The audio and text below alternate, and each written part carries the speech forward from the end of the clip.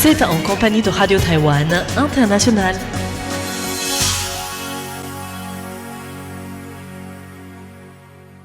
Bonjour à toutes et à tous et bienvenue sur Radio Taïwan International. C'est Sasa qui vous propose le programme de ce jeudi 25 décembre 2025.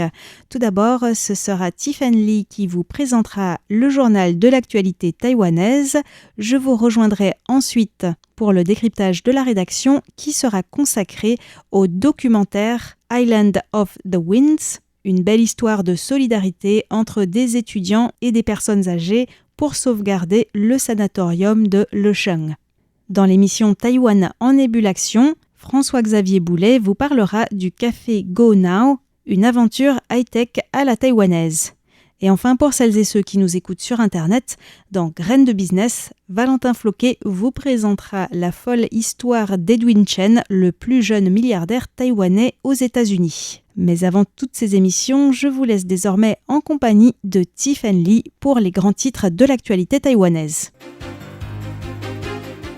Le chef de la diplomatie reçoit plusieurs anciens ministres japonais. Une fusée chinoise traversera l'Asie taïwanaise ce week-end.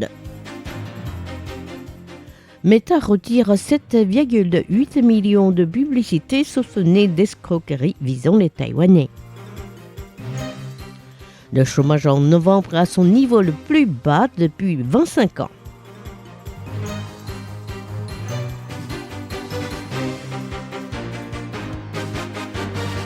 Bonjour à toutes et à tous et joyeux Noël. Bienvenue dans ce journal de l'information présenté par Tiffany Lee. Tout de suite, le développement des principales actualités de ce jeudi 25 décembre 2025.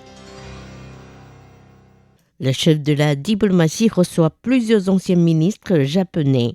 Selon un communiqué de presse publié aujourd'hui par le ministère des Affaires étrangères, le ministre Lin Jialong a reçu hier plusieurs anciens ministres japonais, dont l'ancien ministre des Affaires étrangères Taro Kono, l'ancien ministre de l'Environnement Keiichiro Asao, ainsi que l'ancien ministre chargé de l'exposition internationale Shinji Inoue, actuellement membre de la Chambre des représentants à la Diète. Le communiqué précise qu'ils ont notamment consacré leur conversation à la situation géopolitique de la région et aux échanges entre Taïwan et le Japon, en soulignant les points communs entre les politiques du président taïwanais et de la première ministre japonaise visant à stimuler la croissance économique. Le ministre taïwanais a tenu à remercier la première ministre Sanae Takaichi et ses prédécesseurs pour avoir souligné l'importance de la paix dans le détroit de Taïwan lors de différents événements internationaux. Notons qu'avant leur entretien avec le chef de la diplomatie, les visiteurs japonais ont aussi été reçus par le Premier ministre Zhou Rongtai et le président de l'association des relations taïwano-japonaises, Su Jia-chuen, plus tôt dans la journée. Aujourd'hui, deux sénateurs, à savoir l'ancien ministre du numérique Karen Makishima et l'ancien vice-ministre des Finances Masahito Fujikawa, ont également rejoint la délégation japonaise. Une fusée chinoise traversera l'Asie taïwanaise ce week-end. Le ministère de la Défense taïwanais a révélé que la Chine préparait le lancement d'une fusée depuis la base de lancement de satellites de Xichang dans la province du Sichuan en Chine, avec un décollage prévu le 27 décembre. La fusée devrait traverser la zone d'identification de défense aérienne de Taïwan en se dirigeant vers le Pacifique de l'Ouest. L'armée a affirmé qu'elle suivrait de près la traversée de la fusée. Par ailleurs, les informations fournies par le ministère indiquent qu'en cette période de fête, Pékin continue à menacer Taïwan avec des moyens militaires. Ainsi, durant les 24 heures entre 6 heures du matin hier et 6 heures aujourd'hui, l'armée taïwanaise avait identifié 9 navires militaires, un navire de garde-côte et 6 avions militaires chinois dans les eaux et les espaces taïwanais, dont 2 avions avaient traversé la ligne médiane du détroit de Taïwan. CSPC pose la quille de 2 navires scientifiques commandés par l'Académie nationale de recherche marine. L'Académie nationale de recherche marine, rattachée à la Commission ministérielle des affaires océaniques, a commandé auprès du constructeur taïwanais de navires CSPC Corporation 2 navires scientifiques, l'un de 100 tonnes et l'autre de 300 tonnes. Une cérémonie a été organisée lundi dernier pour la pose de la quille dans une usine de CSPC située dans le port de Kaohsiung.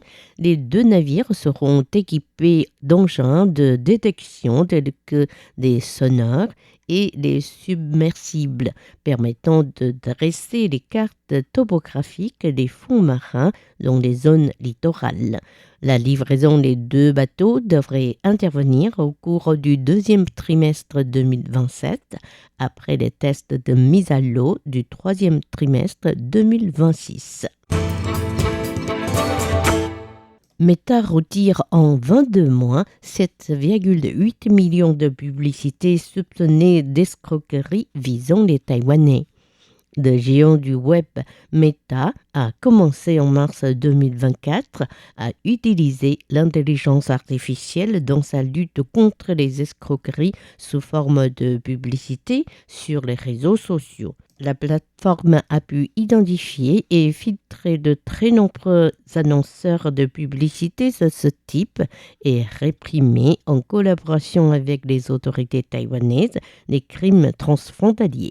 Entre mars 2024 et décembre 2025, Meta a ainsi retiré 7,8 millions de publicités soupçonnées d'escroquerie visant particulièrement des Taïwanais qui s'intéressaient aux investissements lucratifs. Beaucoup de ces publicités, réalisées à l'aide de deepfake, montraient les célébrités qui invitaient les internautes à investir dans une telle ou telle affaire qui rapporterait gros.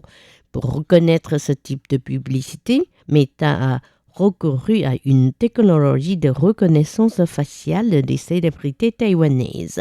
À l'approche des fêtes de fin d'année, Meta met les internautes en garde contre de nouvelles formes d'escroquerie sur les réseaux sociaux, tels que des messages de salutation ou de vœux de la part d'un faux ami, tentant de récupérer de manière frauduleuse les informations personnelles. Le chômage en novembre à son niveau le plus bas depuis 25 ans. Le Bureau général des statistiques du gouvernement a rendu public les statistiques concernant le chômage au mois de novembre, recensant plus de 400 000 chômeurs dans tous les pays, soit 3,33% de la population active. C'est aussi le taux le plus bas depuis 25 ans pour un mois de novembre. Notons qu'il s'agit d'un recul de 0,03 points par rapport au mois d'octobre, marquant le 3e mois consécutif de baisse. Par ailleurs, c'est aussi 2000 chômeurs de moins qu'en novembre 2024. La plupart des Taïwanais s'attendent à un bonus allant jusqu'à 3 mois leur salaire. À Taïwan, la plupart des entreprises versent les bonus des employés peu avant le nouvel an lunaire, soit à la mi-février 2026 pour la fin de l'année du serpent. Pour connaître les attentes des salariés du pays sur ce sujet, KT Financial Holdings a commandé un sondage réalisé au début du mois de décembre. Les résultats de l'enquête indiquent que 57% des salariés s'attendent à un bonus équivalent à 1 à 3 mois de salaire mensuel. 29% estiment qu'ils recevront un bonus équivalent à moins d'un mois de salaire. 14% caressent l'espoir d'obtenir plus de 3 mois de salaire en bonus, tandis que 7% se permettent de rêver d'une somme supérieure à 5 mois de salaire. En ce qui concerne une potentielle augmentation de leur salaire, 46% des personnes interrogées estiment qu'ils pourraient bénéficier d'une hausse de salaire. Parmi eux, 8% pensent que cet ajustement devrait dépasser les 3%. En revanche, 48% des sondés pensent que leur salaire restera inchangé pour l'année à venir. Le ministère de la Défense confirme le passage du Père Noël dans le ciel taïwanais. La défense de Taïwan a annoncé sur le réseau social X que le Père Noël avait bel et bien traversé le ciel de Taïwan dans la nuit du 24 décembre, précisant que l'armée taïwanaise avait suivi de près son passage dans les espaces et les eaux territoriales et périphériques afin d'assurer la sécurité nationale.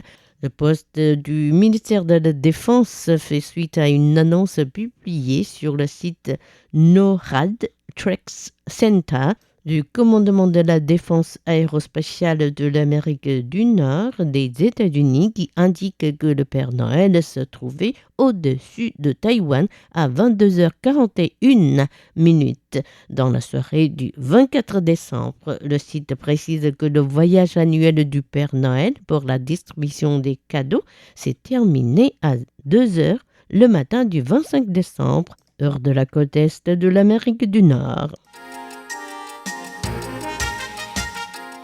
C'était Tiffany qui vous a présenté le journal de ce jeudi 25 décembre 2025. Merci de votre fidélité. Excellente suite de programmes sur RTI. Joyeux Noël!